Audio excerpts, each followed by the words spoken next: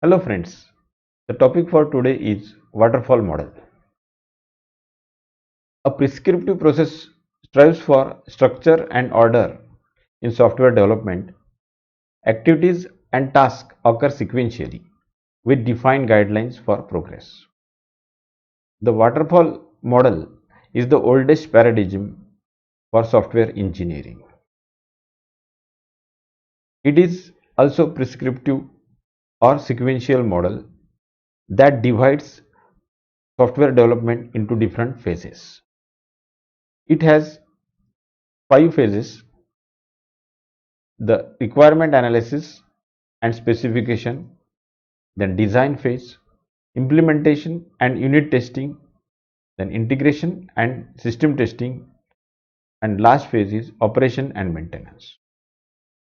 Let us start. Welcome to our channel Engineering and Technology for You. The topic for today is waterfall model. Let us start with the introduction. This model was introduced by Winston Royce, and it is a sequential model that divides the software development into different phases.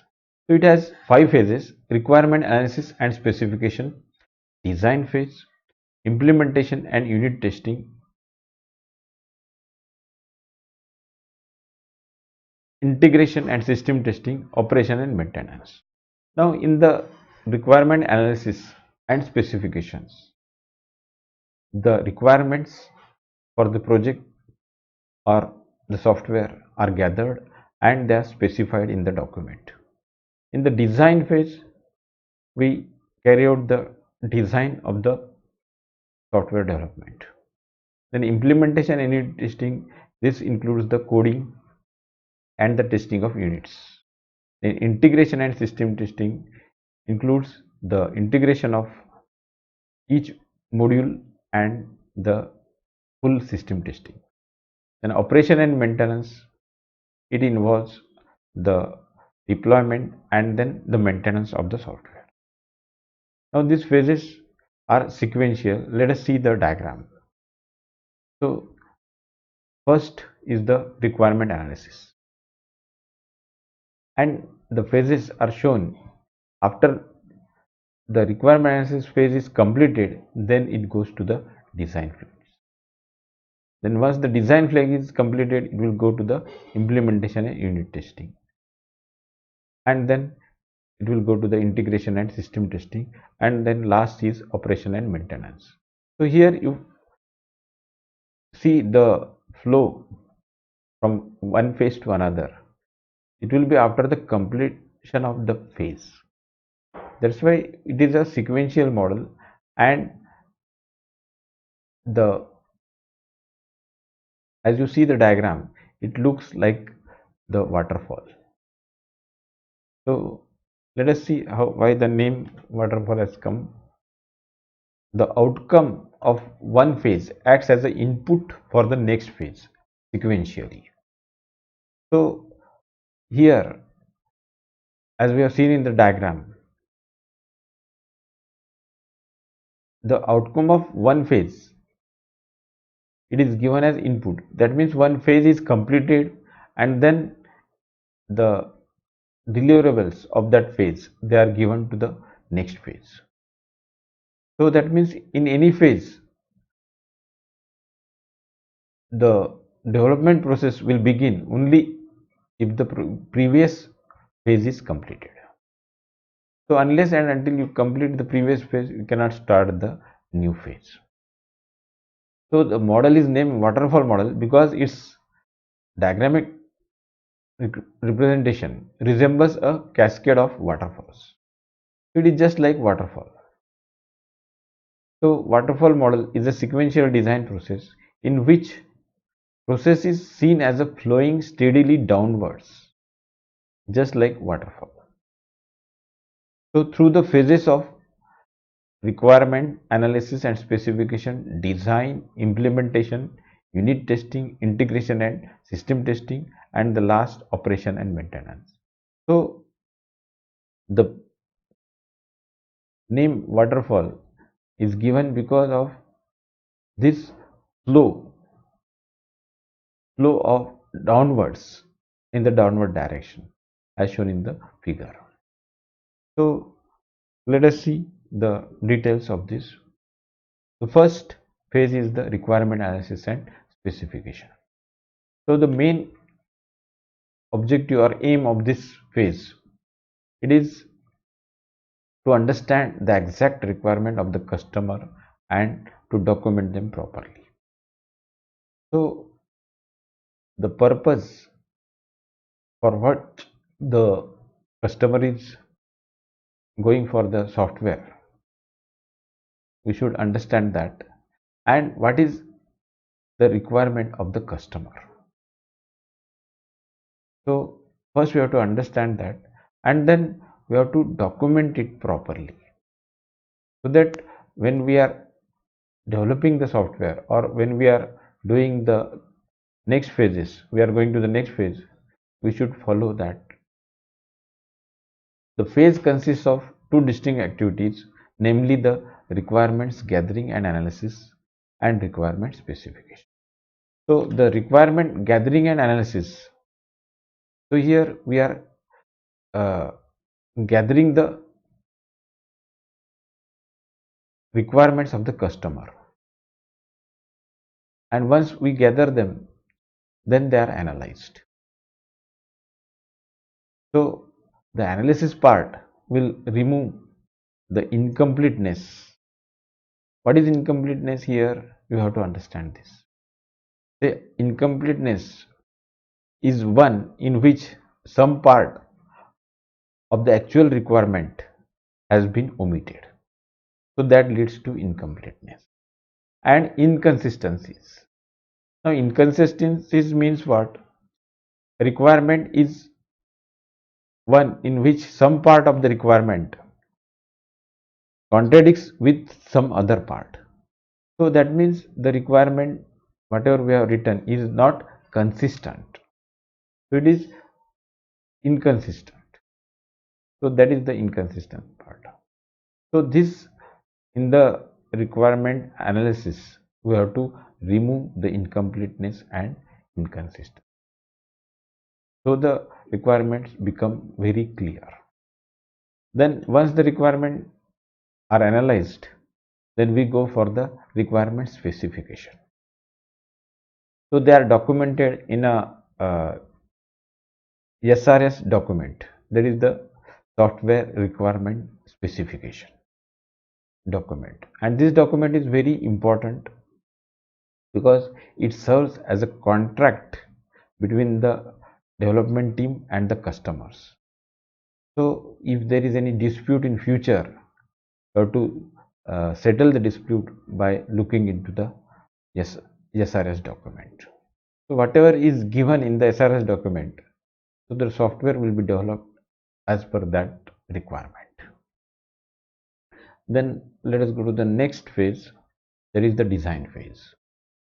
Now the aim of design phase is to transform the requirement specified in the SRS document into a structure that is suitable for implementation in some programming language.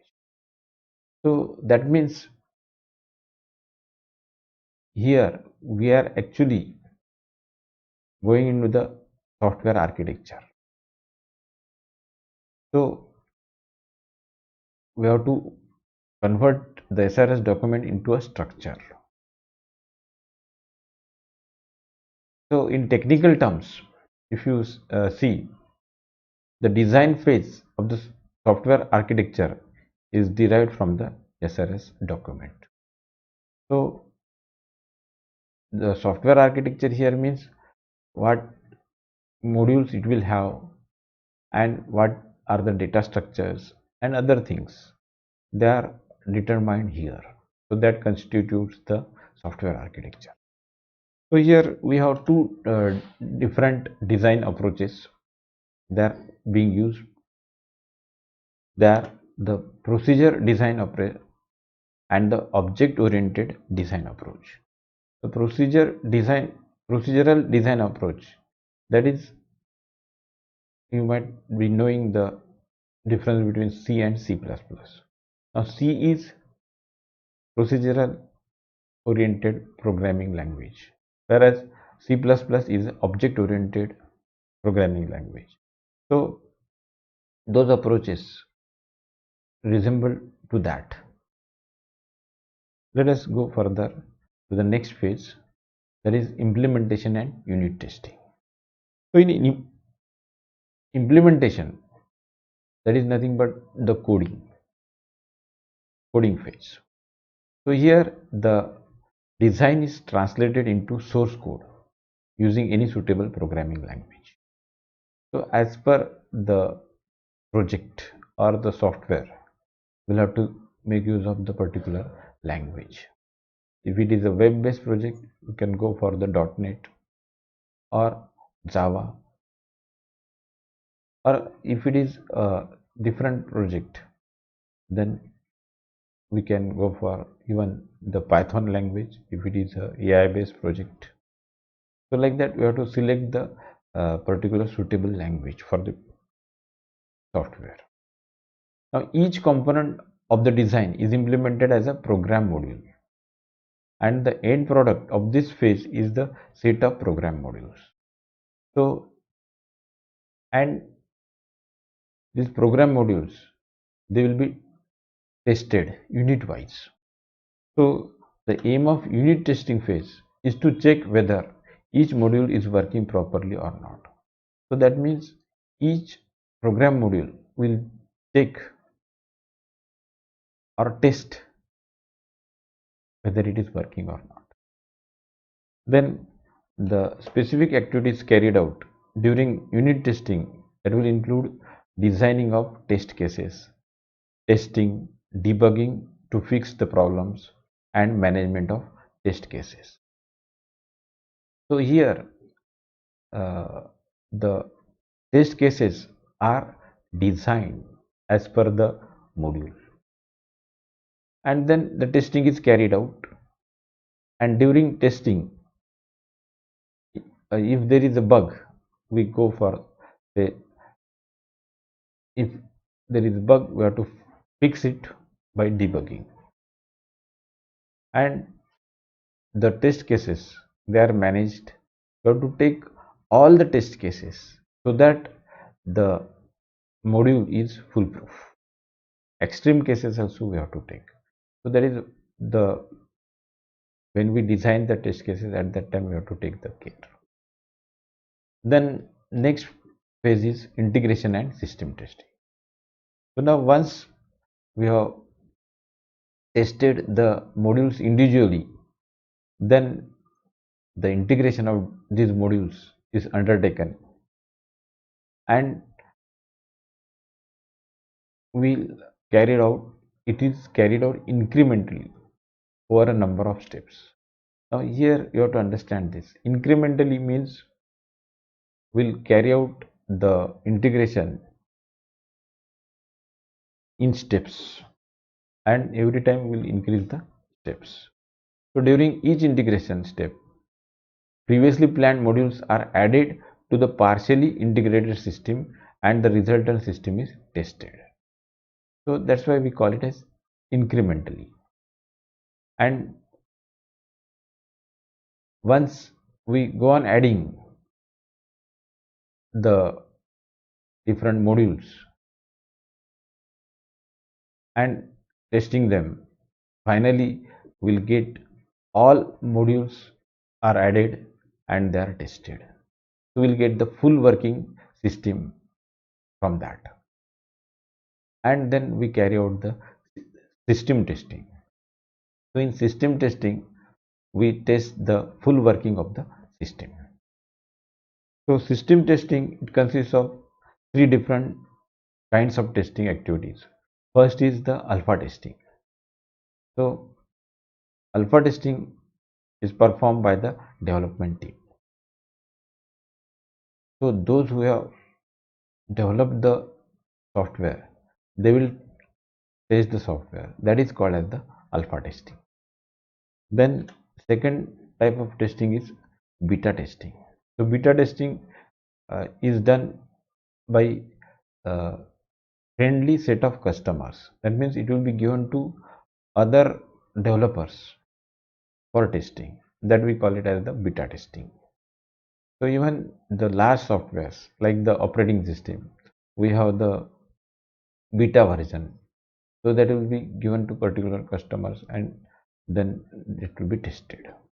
Then last is the acceptance testing. So this will be after the software has been delivered and the customer will perform this acceptance testing. So whether to accept the delivered software or to reject it, that will depend on the acceptance testing. Once he is satisfied with the software, he will accept it, or if some changes are required, he may reject it. Then the next phase is the operation and maintenance. Now, once the software is ready and given, accepted, and given to the customer, it will be in operation. And then the maintenance part will start. And maintenance is the most important phase of the software lifecycle because effort spent on maintenance is 60% of the total effort spent on developing a full software. So there are three types of maintenance. First is corrective maintenance. So this maintenance is carried out to correct errors that were not discovered during the product development phase. So if there are errors in the software which were not detected during the development phase, they are corrected. So that is called as the corrective maintenance. Then perfective maintenance. So that is for enhancing the functionalities of the system based on the customer's request. So when the customer uses the software, he will suggest some enhancement in the functionalities. So the perfective maintenance will be done for that purpose. And then last is the adaptive maintenance. That is usually required for porting the software to work in a new environment, such as work on new computer platform or with new operating system. So that is adaptive maintenance. So the software has to undergo changes as per the new platform or as per the new operating system. So that is the adaptive maintenance. Then let us see the advantages of waterfall model. Now, as you have seen, this model is very simple and easy to understand. And the phases in this model, they are processed one at a time. That means at a time we are working on only one phase. So one phase is completed, then only we go to the next phase. Then each stage in the model is clearly defined.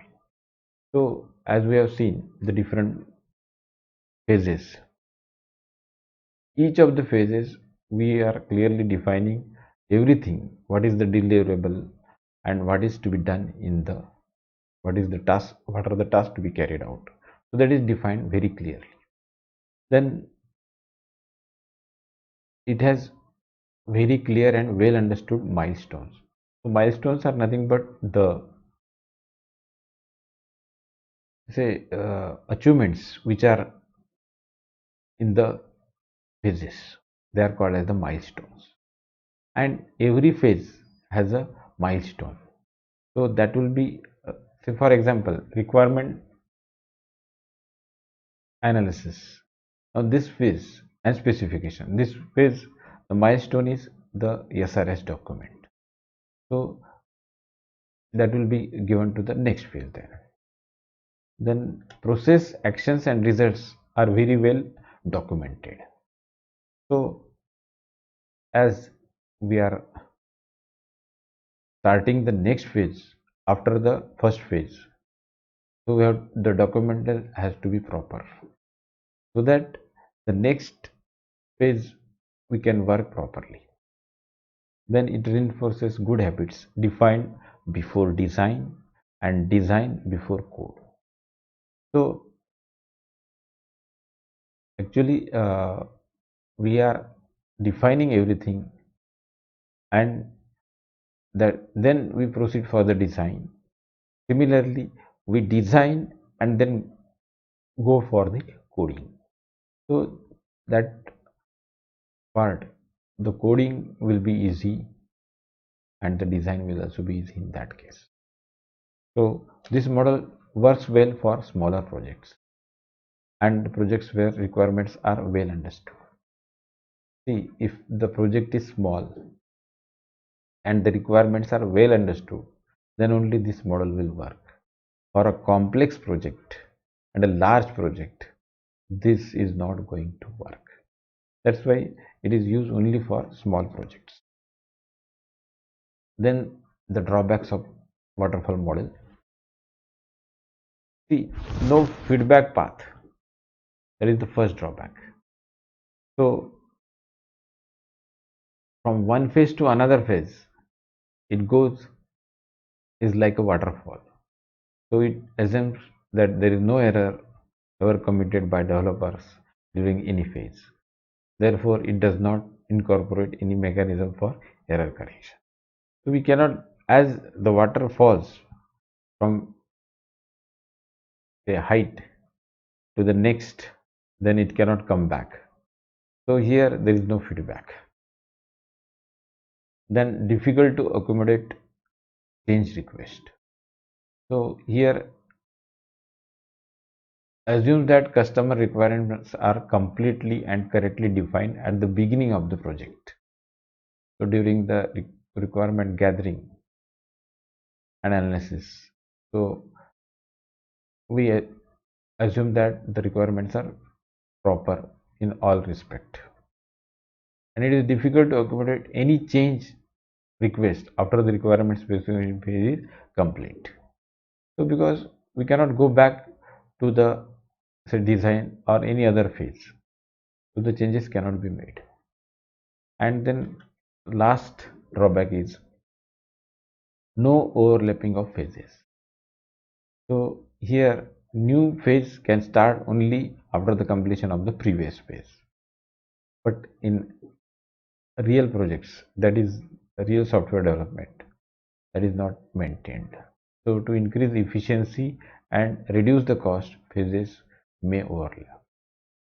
So that is for reducing the cost. So the team which is working on the design phase or coding phase, they will have no work if they are not overlapping, phases are not overlapping.